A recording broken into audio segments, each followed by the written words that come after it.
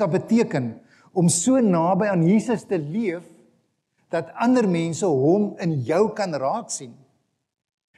Een van ons basisteksverse in hierdie tyd is natuurlik Matteus 4 vers 19 wat sê, kom agter my aan en ek sal julle vissers van mense maak.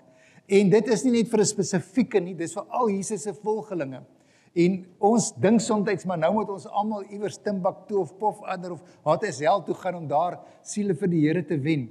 Baie keer is dit juis hier tussen jou mense, baie keer in jou familie, wat seker die moeilikste sendingveld is wat jy kan kry. Waar jy so moet lewe dat ander mense Jesus in jou lewe kan raak sien. Wanneer Jesus hierdie woorde spreek, kom agter my aan. Daar bo op die skerm sien julle die Griekse woord wat gebruik word is akolutheo.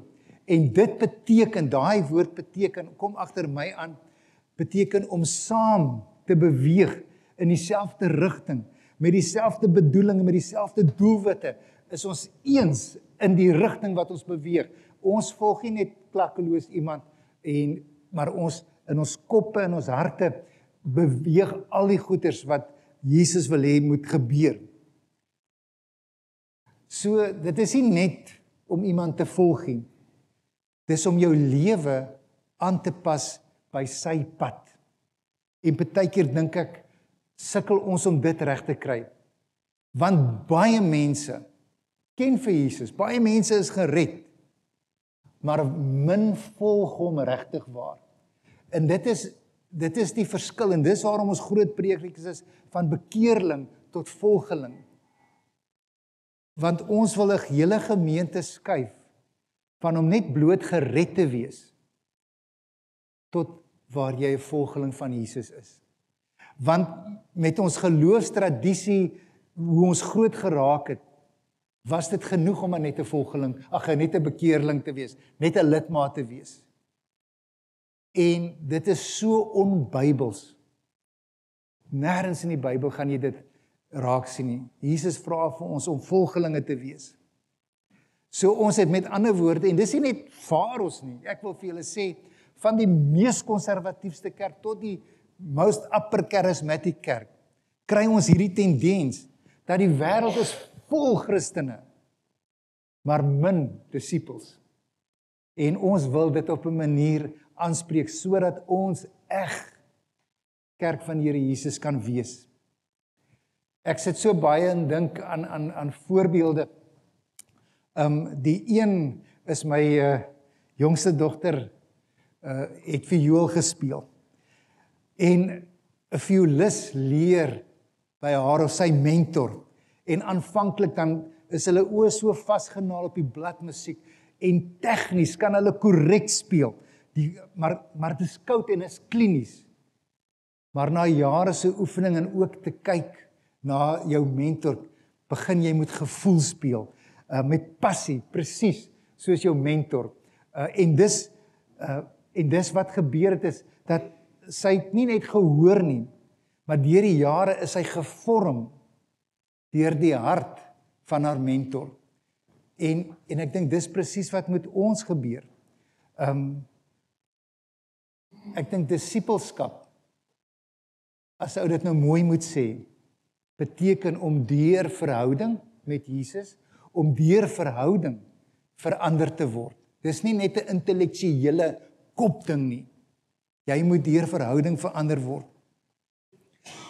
So, in terme van ons teks, dink ek, moet ons vir mekaar sê, disipelskap, en soos wat ons dit raak sien in die woord, die hele Nuwe Testament, is baie meer net as om te volg. Dit is om verseker te weet dat dit beteken transformasie in jou lewe. Dit moet transformasie in jou lewe tot gevolg hê. Jesus sê daar in Matteus 16 vers 24, as iemand agter my aan wil kom, moet hy homself verloon en sy kruis opneem en my volg. Kyk 'n bietjie wat beteken arneomai, die Griekse woord vir verloon, of van die vertaling sê, moet jy jouself kan ontken. Dit beteken om afstand te doen van jou eie regte, jou eie begeertes, jou eie beheer. En dis nie altyd so maklik nie. Want ons is, ek dink ek het dit laasweek gesê, ons, die mense, ons is maar amper almal in 'n minder of 'n meerder mate control freaks. Ons wil in beheer wees. Ons reël ons lewe soos wat ons dink dit die beste is. En dan sê Jesus vir ons, maar kan jy dit opoffer as jy my volg? Kan jy afstand doen van jou eie regte? Kan jy afstand doen van jou eie begeertes en eie beheer? Om jou kruis op te neem, julle was 'n doodsvonnis gewees. Wanneer jy gevonnis is tot die dood toe, dan was deel, ek wil amper sê die straf begin, deurdat jy moes jou kruis dra tot op die plek waar jy gekruisig gaan word. So die oomblik as jy daai kruis opneem, weet jy jou doodsvonnis is in die proses om voltrek te word. En daarmee kom sê Jesus vir ons, as jy my wil volg, gaan jy jou eie agenda moet prysgee. Julle, een van die kernwaarhede van vandag is dit, dat om 'n disipel van die Here Jesus te wees, beteken om deur verhouding met Jesus te verander, en nie deur selfverbetering nie. Dis wonderlik as jy deur allerlei kursusse die eie ek wil verbeter. Maar wanneer dit by ons geloofsvorming kom, begin disipelskap om toe te laat dat deur jou verhouding met Jesus jy verander word. Nie deur jou kennis met Jesus nie, deur jou verhouding met Jesus moet jy verander word. 2 Korintiërs 3 vers 18 sê, ons word verander na dieselfde beeld van heerlikheid tot heerlikheid, deur die Gees, deur die Here wat die Gees is.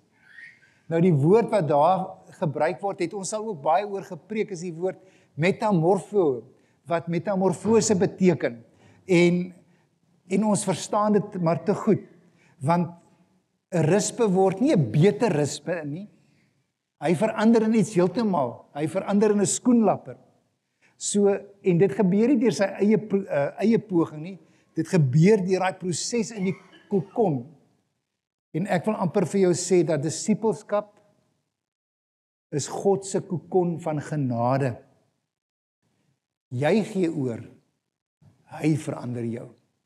Jy gee oor, hy verander jou. So, om Jesus te volg beteken nie om vir hom 'n plek te maak in jou lewe nie. Dit beteken om te snap dat hy is jou lewe. En wanneer hy jou lewe raak, val soveel goed net in plek. Beleef jy die sin in die lewe, want dis waarvoor jy geskape is. Ons probleem egter, en dit bring ons by die tweede punt, ons probleem egter is dat ek wil nie eers sê deur dekades nie, ek wil amper sê deur eeue, het ons groot geraak met 'n maklike geloof. Veral in 'n land waar daar nie regtig waar vervolging is nie, is dit die maklikste ding om die Here Jesus te dien. Dit vra eintlik niks van ons nie. Maar wat het dit tot gevolg gehad? Dit het die volgende tot gevolg gehad, dat ons wil graag die intimiteit met die Here hê, maar ons wil nie die inspanning daarvoor insit nie. Ons wil die seën hê van die Here, maar ons wil nie die toewyding toepas nie. Ons wil die vrug hê, sonder die verbintenis met die Here Jesus Christus. Ons leef in 'n tyd waar mense God se hand soek, maar nie sy gesig nie. Of laat ek dit in 'n kliseë vir julle sê, ons soek die gawes, maar ons soek nie die gewer van die gawes nie. Dis 'n maklike geloof julle. Ek sit altyd en dink, klein kindertjies is so 'n mooi voorbeeld daarvan. 'n Klein kindjie wil altyd by sy ouers wees wanneer daar geskenke is. Want dit is lekker om die geskenkie te kry. Maar wanneer daar werk is, soos jy moet iets gaan opruim, dan verdwyn hulle soos mis voor die son. En julle, dis 'n tipies wat 'n kind is, nê? Hulle wil die lekker goed gemaklik hê, maar wanneer daar 'n bietjie werk is of opstaan werk is, dan is hulle missing. En partykeer voel ek dat met ons maklike geloof wat ons leef is ons soms soos klein kindertjies. Geloof sonder dissipline, en ek gaan 'n bietjie praat daaroor, beteken dat ons is lief vir die voordele van Christendom. Maar ons is nie regtig vir lus vir die verhouding nie. En dis wat moet verander in ons lewe. Matteus 7 het so 'n ongelooflike waarskuwing wil ek amper sê. Want Matteus 7 vers 21 sê, nie elkeen wat vir my sê, Here, Here, sal ingaan in die koninkryk van die hemel nie, maar hy wat die wil doen van my Vader. So Jesus kom sê eintlik vir ons, die tweede boele daarso, dat geloof sonder gehoorsaamheid, dis 'n leë verklaring. Wat sê jy eintlik? Jy sê eintlik niks. Deur as jy nie bereid is om gehoorsaam te wees nie. So ons kan nie die krag van die opstanding ervaar sonder ons deelname aan die kruis nie. So ek het vir myself en vir julle 2 vragies, praktiese vragies gevra dat ons so selftoetsie kan doen om te sê, maar hoe gaan dit met my maklike geloof? Is dit waar ek tans is? En ek moet vir julle eerlikwaar sê, as ek dink hoe ek in die kerk groot geraak het, en wat van my en selfs wat die kerk van my verwag word, selfs as 'n leraar, moet ek baie keer sê, maar het ek ook nie in baie aspekte 'n maklike geloof nie. So, eerste vragie, volg jy Jesus net wanneer dit jou pas? Is jy toegewyd net wanneer dit jou pas? Meestal in krisistye, want dan het jy die Here baie nodig. Dis 'n vraag wat ons moet antwoord. Is ons volgeling, regtig volgelingskap van so 'n aard dat ons besluit wanneer ons Jesus wil volg? En dan die tweede vraag wat miskien selfs in 'n mate 'n belangriker vraag kan wees, want dit gaan oor intimiteit. En dit is, hoekom dien ek vir Jesus? Soek ek hom vir wie hy is, of vir wat hy vir my kan doen? Soek ek hom vir wie hy is, of vir wat hy vir my kan gee? Gaan dit vir my regtig oor die verhouding, of gaan dit oor die voordele? Wat is die oplossing? Dit bring ons by die derde punt, dat die oplossing is doelbewuste gehoorsaamheid. Daarby kan ons glad nie vandaan kom. Al die tekste waar Jesus sê, volg my, Johannes 15 oor die wingerd, ons moet ingeënt wees in die wingerdstok, sê vir ons een ding, dat disippelskap, volgelingskap staan of val by ons bereidheid om gehoorsaam te wees, of nie. En nie net selektiewe gehoorsaamheid nie, om gehoorsaam te wees, of nie. Partykeer is ons so selektief, en die stelling op daardie bullet is vir my eintlik belangrik, want wanneer ons oor dissipline praat ons gewoonlik daarvan ten opsigte van straf. Maar dissipline het ook 'n ander betekenis, en dis die betekenis wat ek dink die Bybel vir ons wil kom sê, dat dit nie 'n straf is nie, maar dat dit juist die vestiging van geloofsgewoontes is, wat lei na praktiese volgelingskap. Ons sou dissipline kon doodtrek en sê, die vestiging van geloofsgewoontes wat ons in 'n verhouding met die Here Jesus bring, wat ons lei om gehoorsaam te wees. 1 Korintiërs 9 vers 26 sê, en elkeen wat aan 'n wedstryd deelneem, onthou hom in alles. En dan, ek wil amper sê die verklaring, hoekom doen hulle dit? Hulle doen dit nogal om 'n verwelkte krans, party vertaling sê kroon te ontvang, maar ons 'n onverwelkte.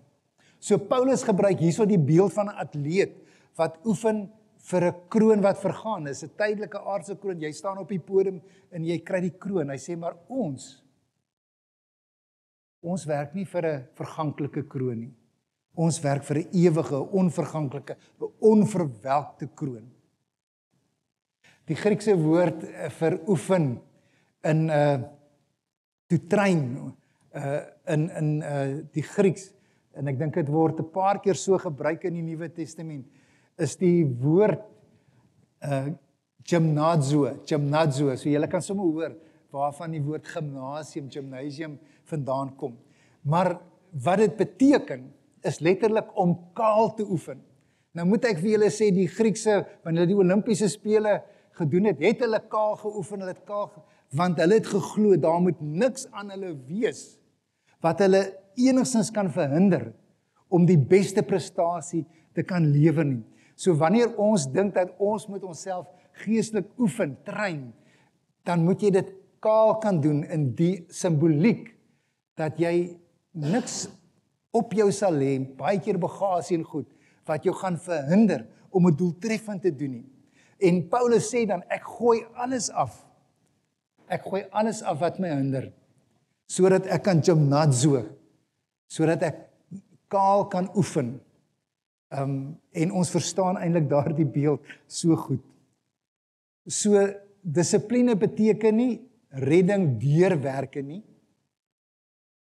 Dit beteken, dis redding wat werk. Omdat jy gered is jy gehoorsaam. Die mooie illustrasie van 'n ystersmid wat yster vorm in 'n vuur, en dan wat dit louter. Dis nie die hamer wat daai stukkie yster vorm soos wat jy dit kap nie. Wat dit suiwer nie, wat dit louter nie. Nee, dis die vlam wat dit doen. Die hamer gee die vorm, maar die vuur gee die karakter, die regte karaktereienskap aan daai yster of wat ook al gevorm word. So, dissipline is die hamer en die Heilige Gees is die vuur. Dissipline skep vir ons die ruimte vir die Heilige Gees om te werk. So God doen die transformasie, maar jy stel daai altaar, daai offer op, sodat hy die werk kan doen.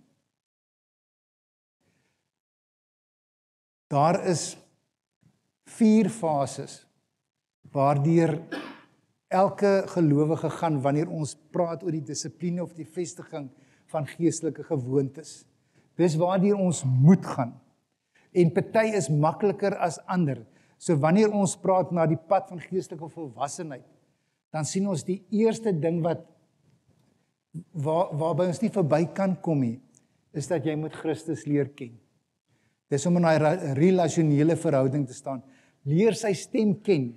En julle, daar is die Bybel jou oefenterrein. Johannes 10 vers 27 sê, my skape luister na my stem. Wat beteken luister? Luister beteken nie net om te hoor nie, maar om ook te gehoorsaam.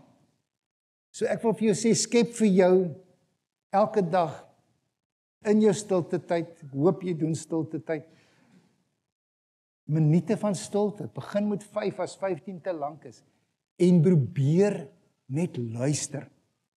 Ons weet nie in hierdie lewe wat ons so gebombardeer word, met 'n klomp klanke en stemme, ons weet nie meer om stil te word nie. En daarom hoor ons nie altyd die Here nie, en ons het nodig om hom te leer ken. So jy het nodig om stil te kan raak en net te luister. Nie iets te vra nie, nie iets te lees nie, net te luister.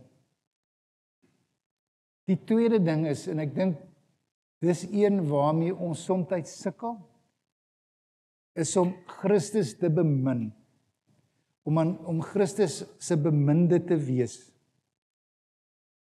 Dis 'n moeiliker sprong vir manne om te maak as vir vrouens.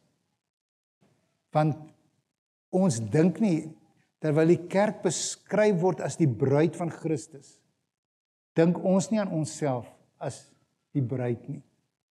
En daarom is dit miskien een van die plekke waar manne die meeste sukkel in hulle verhouding met die Here Jesus Christus. En dis waar ons regtig waar moet vashak. Want ons bemin Christus nie omdat dit vir ons voordelig is nie, maar omdat hy dit waardig is, omdat hy met ons in 'n verhouding wil staan. En ek wil dan vir manne sê, spandeer tyd sodat daai verhouding innig kan raak. Dan gaan jy uitkom om 'n beminde van Christus te wees. Ek wil amper vir julle sê, soos wat 'n man na sy vrou kyk, steeds met verwondering kan kyk na soveel jare wat hulle saam is, dan is daai liefde nie nuut nie, maar is dieper. Dit is selfs dieper as die oorspronklike verliefdheid. En is seker een van die kosbaarste dinge wat daar kan wees in 'n gesonde huwelik. Daaroor kan ons 'n hele reeks op sy eie doen. Die derde een is gehoorsaamheid. Volg vir Christus. Volg hom selfs wanneer dit jou iets kos. Selfs wanneer jy soms iets moet opoffer, byvoorbeeld soos tyd. As iemand my wil dien, laat hom my volg, sê Johannes 12 vers 26. En ons sien daai gehoorsaamheid vra partykeer offers. Dink aan Abraham wat sy seun moes offer. Gehoorsaamheid was Abraham se toets. Maar God se karakter, sy karakter wat God gevorm het, was sy beloning. En dan die vraag waarmee ons vanoggend begin het, as iemand na jou lewe moet kyk, sonder om 'n woord te sê, sal hulle vir Jesus daarin raak sien. Dis die vierde fase wat in elke gelowige se lewe moet plaasvind. En dit is die uiteinde van disippelskap. Is gelykvormigheid aan Christus. Nie dat jy Christus sal wees nie, ons sal dit nooit wees nie. Maar ons strewe moet wees om soos Christus te wees. Mense moet Christus al hoe beter in ons lewens kan raak sien. En partykeer beteken dit snoeiwerk. Dis tog waaroor die hele Johannes 15 gaan. 'n Wingerd word elke seisoen. My oom het so 40 kilometer van Appington en Grootdrink het hy met sultanas geboer, druiwe. En ek onthou hulle net voor die lente begin het daai wingerde almal moes sny, allerlei lote wat vrug gedra het, terugsnoei om een rede, dat dit nog meer of nog beter vrug sal dra. So God snoei nie aan my en jou omdat hy vir ons kwaad is nie. Dis omdat hy meer vrug van ons soek. As ek en jy vandag hier uitstap en ons hoor dat die hele geheim van 'n volgeling van Jesus is om gehoorsaam te wees, wat moet ek en jy doen? Ek het so 'n paar praktiese goed wat ek dink ons kan doen. Want dit is 'n proses in ons lewe. Dit gaan nie môre eensklaps 100% reg wees nie, maar jy moet jouself in 'n proses sit. En die eerste een is, maak 'n keuse vir Jesus elke dag. Kies hom elke dag. Dis nie een besluit by 'n altaar en nou is jy die perfekte gelowige nie. Dis daai duisende klein besluitjies daarna wat belangrik is. As iemand agter my wil aankom, dit begin met wil. Mag ons wil aankom agter die Here Jesus. Die tweede ene wat eintlik gaan oor die vestiging van die geloofsgewoontes is, vestig 'n geestelike ritme in jou lewe. So die eerste vraag wat ek vir jou wil vra, of die vraag wat ek jou hier wil vra is, het jy enigsins 'n geestelike ritme? Het jy 'n geestelike ritme? Begin met 15 minute se Bybel lees. Begin dan met 5 minute se stilte waar jy net luister en niks sê nie. Doen 3 dinge of sê vir die Here 3 dinge waarvoor jy ongelooflik dankbaar is. Besluit om 'n diens, een taak, een ding van diens te doen, een daad van diens, een daad van diens te doen per dag. Net waar jy iewers dien. Maar vestig 'n geestelike ritme. Dis deel van daai geloofsdissipline. En dan 3, ons mekaar bou gemeenskap. Want dis in die gemeenskap van gelowiges in die huisgesin van God waar jy gevorm word, waar jy geslyp word, waar jy groei. Dis waarom ons probeer om soveel as moontlik mense, want dit is nie altyd prakties moontlik nie, in 'n klein groep in te kry. Want daar gaan jy intiem met mense stoei. En soms het jy miskien 'n ou in die groep wat altyd averegs is. Sê die Here dankie vir daardie persoon. Wat maak dat jy miskien anders te moet dink oor 'n saak of 'n situasie. Maar die Here wil ook iemand wat nie presies soos jy is nie, baie keer gebruik om 'n ander vlak of 'n ander kant van die diamant te belig. Dis mos wat Spreuke 27 vers 17 sê. Yster slyp yster. Boonbehalwe dink ek dat die wêreld verskriklik vervelig sou wees as ons almal presies dieselfde was. Die vierde praktiese ding wat ek julle mee kan wegstuur is, oefen gehoorsaamheid. Dis maklik om te sê ek wil gehoorsaam wees. Maar om dit te sê, julle, het nog niks verander nie. Ek kan ook sê ek wil gehoorsaam wees, of ek wil dit doen, of ek wil vir my 'n groot seiljag koop of wat, ek kan dit nie doen nie. Maar die wil is nie genoeg nie. Jy moet dit begin doen. Oefen gehoorsaamheid. Leer dat as jy beleef die Here sê vir jou iets, om daarop te reageer. Doen dit onmiddellik. Want gehoorsaamheid is eintlik vandag se groot tema. Is die grond waarin ons geloof groei. En dan die laaste een wat miskien nie altyd die aangenaamste een is, laat toe dat God jou 'n bietjie snoei. Party seisoene en die Here werk geweldig baie met seisoene. Party seisoene voel vir ons soos 'n verlies, né? As ons terugkyk na 'n seisoen, dan sien ons maar dit, wat het hier gebeur? Dit voel asof daar net verlies in my lewe was. Ek wil vir jou sê, sien dit as snoeiwerk, dat jy mag daai verlies beleef, maar op die ou einde gaan jy baie meer vrug dra, want dis wat Johannes 15 vers 2 sê, elke loot wat vrug dra, snoei hy. Ek wil graag hy loot wees wat vrug dra. Kom ons sluit af deur te sê dat Jesus roep elkeen van ons nie net om gered te wees nie. Hy roep ons om gevorm te word, geslyp te word en gebruik te word. En dis, ons bly by Johannes 15, dis wat Johannes 15 vers 5 sê, wie in my bly en ek in hom, hy dra baie vrugte, want sonder my kan julle niks doen nie. Julle ons almal ken die beeld van 'n steenkooltjie of 'n kooltjie wat lê en hy's dof tot hy weer naby ander kole kom. Dan begin dit weer opnuut gloei. Ek wil vandag sê, jou geloofsdissipline gaan jou vuur aan die brand hou, selfs wanneer dit voel, maar jy kan nie aanhou nie. So vandag is my oproep, vandag wil ek eintlik te staan kom teen maklike geloof, teen die maklike geloof wat ek in hierdie land lewe, teen die gemaklike geloof wat jy miskien lewe. Ek wil daarteenoor staan deur te sê, Here, ek wil nie langer 'n toeskouer wees nie, want 'n lidmaat of 'n bekeerling wat niks doen nie is soos 'n toeskouer. Ek wil 'n deelnemer word in die groot, ek wil amper sê die groot reis van die resies van die koninkryk. So ons uitdaging vandag. En ek kyk net so hard na myself as na elkeen van julle.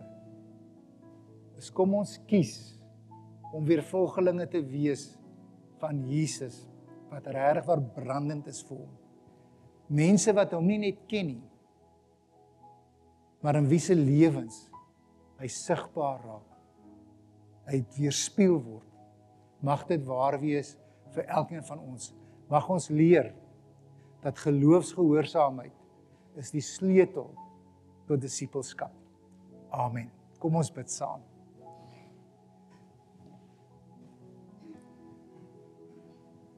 Hemelse Vader, dankie vir u woord. U woord wat ons uitdaag, dat ons nie net Sondag stoelsitters kan wees nie, maar dat ons, as ons u wil volg, dat ons aan u gehoorsaam moet wees. En Here, laat ons hierdie proses begin. Laat ons dapper die uitdaging aanvaar, deur te sê, ek wil wees wat die Bybel sê ek is, 'n volgeling van die Here Jesus Christus. En ek wil dit wees in alle aspekte van wat dit mag vir my beteken. So leer ons dat gehoorsaamheid beteken nie passiwiteit nie, maar aktiwiteit. Mag ons u aktief gehoorsaam, sodat u daardeur verheerlik word, maar Here, ons, elkeen, ons volle potensiaal in Christus kan ontdek. Amen. Daar sê julle, kom ons staan vir die seën van die Here. Daar mag miskien nog 'n koffietjie of iets wees. Ek weet die braaitspakies gaan ook nog hierna aangaan. Mag die Here ons uitdaag, deur nie by redding te bly nie, Dis wonderlik as jy gered is, maar dis nie waarvoor die Here jou roep nie. As jy daar bly, is jy so arm. Mag ons groei in geloofsgehoorsaamheid. Die Here sal vir julle seën en vir julle beskerm. Die Here sal tot julle redding verskyn en vir julle genadig wees. Die Here sal julle gebede verhoor en vir elkeen van julle sy vrede kom gee. Amen.